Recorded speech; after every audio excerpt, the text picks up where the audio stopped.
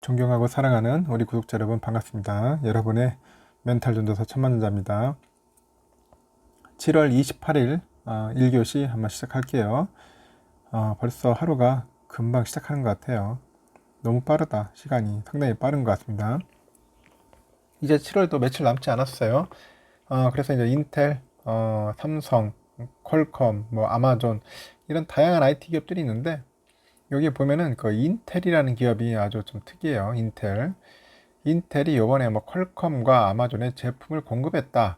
그래가지고 삼성과 TSMC를 겨냥해서 판을 한번 흔들어 보겠다. 그런 이야기가 있는 것 같아요. 인텔의 야심찬 의혹이라고 할 수 있겠죠. 야욕이라고 할지 모르겠지만은 하여튼 인텔이 나름 요즘 굉장히 신경을 많이 쓰는 것 같습니다. 그래서 올해 초에 이제 파운드리 사업 진출을 선언했죠. 그래가지고 미국 반도체 기업 인텔이 본격적인 판 흔들기에 돌입했다. 이제 그렇게 보시면 될 것 같아요. 인텔은 그 온라인 그 기술 전략 설명에 인텔 엑셀러레이터라고 있어요. 엑셀러레이터. 이걸 열었어요. 초미세 공정 반도체 개발 로드맵 및 차세대 반도체 장비 도입 계획을 이제 밝힌 겁니다. 그래서 인텔은 전 세계 그 파운드리 시장을 양분하고 있는 그 TSMC하고 삼성전자를 비롯해서 다른 파운드리 업체들이 이제 공정 기술 개선 속도를 나타내기 위해 통행해온 나노죠, 나노미터. 이 용어를 사용하지 않고 인텔만의 고유한 표시 방법을 쓰겠다. 그렇게 밝힌 거예요. 제가 보니까 진짜 꿀리니까 이제 결국 그 엉뚱한 걸 쓰겠다는 거겠죠. 또 TSMC 3전의 주요 고객사인 퀄컴과 아마존을 새 고객사로 유치했다. 그렇게 이제 선언을 했네요. 보니까 퀄컴과 아마존을 새 고객사로 유치했다. 그래서 반도체 업계 관계자는 파운드리 사업의 후발주자로서 TSMC하고 삼성전자 비교해서 기술력이 떨어진다는 그 업계의 고정관념을 깨고요. 공격적으로 이제 고객사 유치에 나서면서 인텔만의 새판짜기에 나서겠다. 그런 얘기 같습니다. 인텔만의 새판짜기. 과연 어떤 새판짜기인지 상당히 이제 궁금해집니다. 일단은 그 팻 겔싱어 그 인텔 CEO는 이날 기술 설명회에서 2025년까지죠. 2025년까지 공정 성능 리더십으로 가는 확실한 길을 모색하기 위해서 혁신 로드맵이죠. 혁신 로드맵을 가속화하고 있다. 가속하고 있다. 그렇게 밝혔고요. 그는 주기율표의 그 모든 원소가 고갈될 때까지 인텔은 그 무어의 법칙을 쓴 것 같아요. 무어의 법칙을 쓴다. 그렇게 지속해 나갈 것이라고 이제 언급을 했습니다. 그 인텔의 공동 창업자죠. 그 고든 무어의 이름을 딴 무어의 법칙은 반도체 성능이 2년마다 2배로 개선된다는 주장을 했어요. 2년마다 2배로 개선된다. 그래서 인텔의 그 무어의 계승을 꺼내들고 나온 것은 후발주자인 파운드리 시장 내에서 서둘러서 기술 선도 기업으로 자리매김하겠다는 그런 야심찬 목표를 분명히 한 것으로 이제 보면 될 것 같아요. 하나 인텔은 그 올해부터 추진할 그 반도체 제조 기술 개발 계획을 상세하게 공개를 했어요.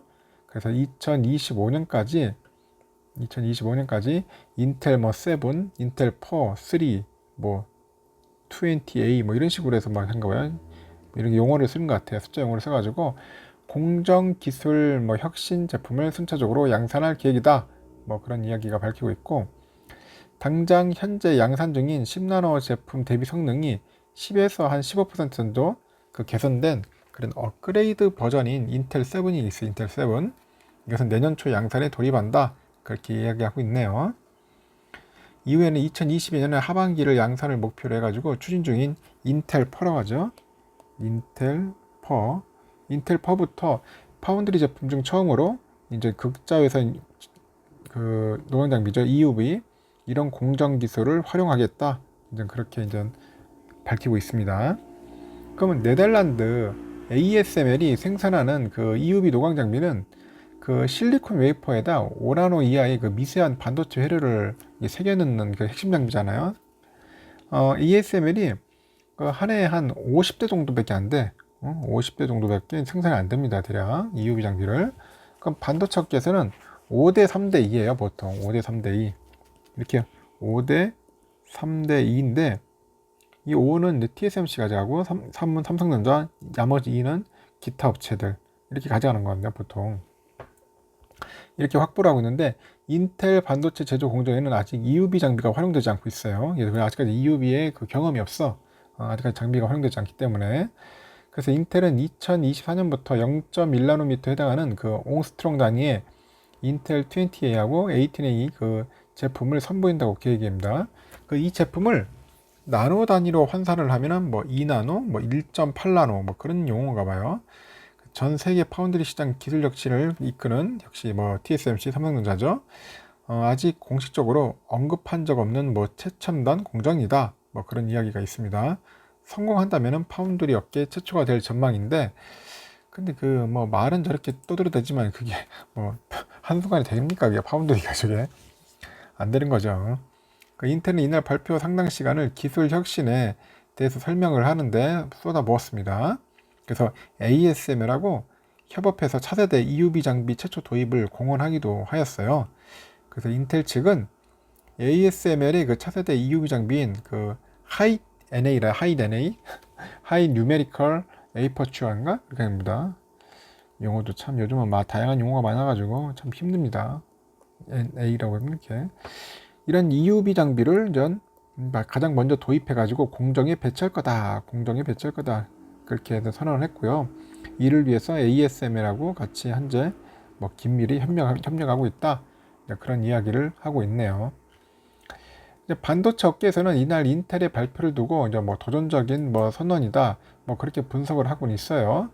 근데 대만 TSMC하고 한국 삼성전자로 양분된 그 전 세계의 그 파운드리 시장에서 그 명확한 후발주자인데다가 상대적으로 아직까지는 기술력이 떨어진다. 이제 그렇게 보면 되겠죠. 그리고 고객사 및 업계의 우려를 불식시키기 위한 대외적인 발표였다는 그런 뜻을 본다고 하면 되겠죠. 보여준다. 그렇게 이해하면 될 것 같아요. 실제 인텔은 이날 그 아마존하고 퀄컴을 파운드리 사업의 고객사로 유치를 했다고 공개를 했는데 그 구체적인 공급 제품이나 계획을 밝히지는 않았어요. 아직 퀄컴 측에서는 2024에서 2025년 양산 목표인 그 20A 제품을 뭐 한다는 것 같죠. 아마존 측에는 첨단 패키징 기술을 공급하기로 한다. 그렇게 이제 밝혀진 것 같아요. 아마존은 첨단 패키징 기술. 그래서 인텔 측은 이날 파운드리 시장에서 구체적인 제품 사양 및 공급 계획을 밝히는 경우는 없다. 그렇게 얘기를 한 것 같아요. 아직까지 뭐 말만 그렇지 뭐 정확한 그런 건 없는 것 같습니다. 하여튼 3월에 파운드리 사업 재진출을 선언한 인텔인데 100여 개의 기업과 파운드리 계약을 논의 중인 것으로 알려진 상태고 퀄컴과 아마존과 같은 빅테크 기업이 인텔 파운드리 사업의 고객사로 발표된 것은 이번이 처음이다. 그렇게 봅니다. 그래서 반도체 업계에서는 미국 팹리스 대표 기업이 퀄컴이 삼성과 TSMC 대형 고객사이기도 하는데 향후 이제 미국 기업이 자국 기업의 파운드리 제품을 활용할 가능성이 높다는 점을 감안한다면은 그 장기적으로 삼전의 공급 물량을 빼앗기는 결과를 낳을 수도 있다. 이제 그렇게 언급도 하고 있네요. 이날 반도체 업계에서는 인텔의 발표를 두고 기대와 우려의 목소리가 나와요. 불과 4개월 전 파운드리 사업 진출을 선언한 인텔이 2025년까지 기술혁신 로드맵을 발표를 했고요. 퀄컴 아마존 고객사를 유치했다는 점은 분명 긍정적인데 과연 인텔이 4년 만에 2나노 제품 개발까지 성공하는 것이 실현 가능한 일이냐? 거기에 대해서는 부정적이죠. 그래서 실제 이날 인텔 측은 간담회 직후에 지릉대에서 10나노 제품을 양산 중인 인텔이 불과 4년 만에 2나노 제품 개발까지 혁신을 이뤄내는 것이 가능한가? 그런 질문에 2024년 말이 이제 파운드리 최첨단 그 공정 기술 경쟁의 분수령이 될 것으로 판단한다고 하고 과거 경험에서도 많은 것을 배웠고 예정대로 기술 혁신을 진행할 수 있다. 그렇게 언급을 하네요. 그리고 또 인텔의 그 발표가 인상적이지만은 관련 약속이 예정대로 이뤄질까 하는 우려의 시선도 있어요. 하여튼 그런 지적도 나오고 있는데 기술 개발 가속화 일정이고 쉽지 않은 것도 사실이다. 그리고 이제 우리의 오늘 선언적 발표가 아니다. 이미 기술 검증이 완료됐고 면밀한 검증을 거쳐서 발표한 계획이다. 뭐 이렇게 말하기도 하는데 일단은 인텔이 그 막대한 그 자금력을 비롯해서 미 정부의 적극적인 지원과 미국 테크 공룡들의 지원 사격이라는 삼박자를 이제 갖추고 올해 이제 초에 이제 파운드 시장에 뛰어든 거죠. 하지만 그 결정적으로 양산 기술력이 TSMC하고 삼성에 뒤처져 있고요. 파운드리 성공 경험이 없는 것이 문제로 지적돼요. 성공 경험이 없어요. 그래 인텔의 발표는 이 같은 시장 요리에 대한 답변인 셈인 거죠. 일단 월스트리트 저널 등 외신은 인텔이 글로벌 3위 파운드리 업체 글로벌 파운드리를 인수를 한다고 이렇게 보도하기도 했는데 대만 UMC하고 함께 현재 시장 점유율 7%로 3위를 달리고 있죠. 그 GF가 이제 100여 곳의 고객사를 보유하고 있는데 12나노 시장에서는 안정적인 사업 환경을 갖추고 있어요. 그래서 딜이 성공한다면 인텔은 초미세 공정 개발에만 집중할 수 있게 되는 환경을 이제 갖추게 되는 거고 인텔이 또 공격적인 행보가 특히 TSMC를 추격하기 바쁜 3전에 있어 미국의 지지를 받는 인텔의 부상이 적잖은 부담일 것이다. 그런 부상도 나오고 있는 거죠.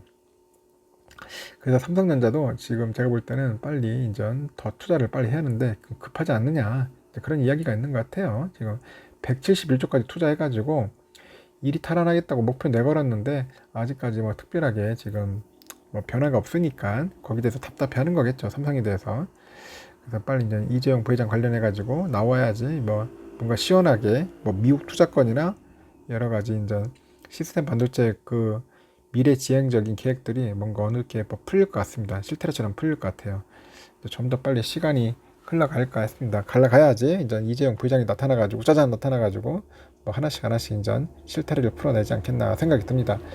이번 시간은 인텔에 관련된 건데 하여튼 인텔이 요즘 상당히 야심차게 열심히 하는 것 같습니다. 뭔가 하려고 하는 것 같고 파운드리에서도 빛을 보려고 하는데 좀 더 지켜봐야 할 것 같아요. 일단은 삼성도 그렇고 TSMC한테도 좀 부담은 될 것 같네요. 1교시는 여기까지 하고 2교시도 뵙도록 할게요.